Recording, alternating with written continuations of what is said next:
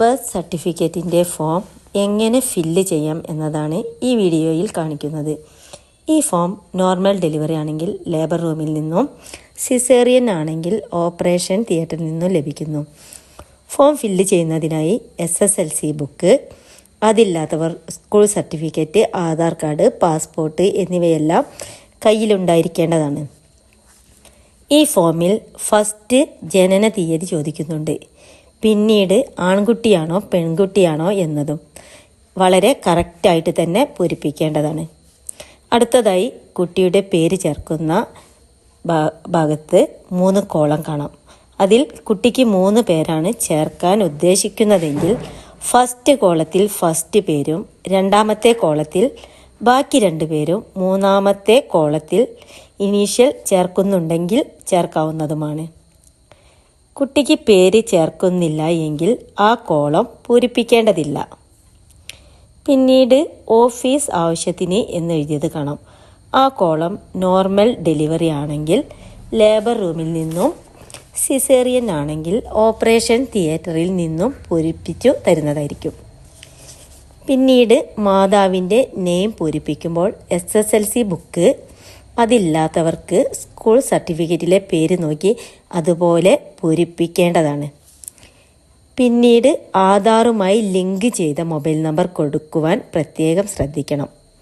മാതാവിൻ്റെ ആധാർ നമ്പർ, വയസ്സ്, വിവാഹ സമയത്തെ വയസ്സ്, ഇപ്പോൾ ഈ കുട്ടി ഉൾപ്പെടെയുള്ള കുട്ടികളുടെ എണ്ണമാണ് ചോദിക്കുന്നത്. ഫസ്റ്റ് കുട്ടിയാണെങ്കിൽ ആ കോളത്തിൽ 1 എന്ന് എഴുതാവുന്നതാണ്. വിദ്യാഭ്യാസം, തൊഴിൽ ഇത്രയും ആകുമ്പോൾ മാതാവിൻ്റെ വിവരങ്ങൾ പൂർണ്ണമായി. പിന്നീട് പിതാവിൻ്റെ വിവരങ്ങൾ, SSLC ബുക്ക്, അതില്ലെങ്കിൽ സ്കൂൾ സർട്ടിഫിക്കറ്റ് എന്നിവ നോക്കി മാത്രം പിതാവിൻ്റെ പേര് എഴുതുക. പിന്നീട് ആധാറുമായി ലിങ്ക് ചെയ്ത മൊബൈൽ നമ്പർ, ആധാർ നമ്പർ, വിദ്യാഭ്യാസം, ജില്ല എന്നിവയെല്ലാം വളരെ കൃത്യമായി പൂരിപ്പിക്കാം.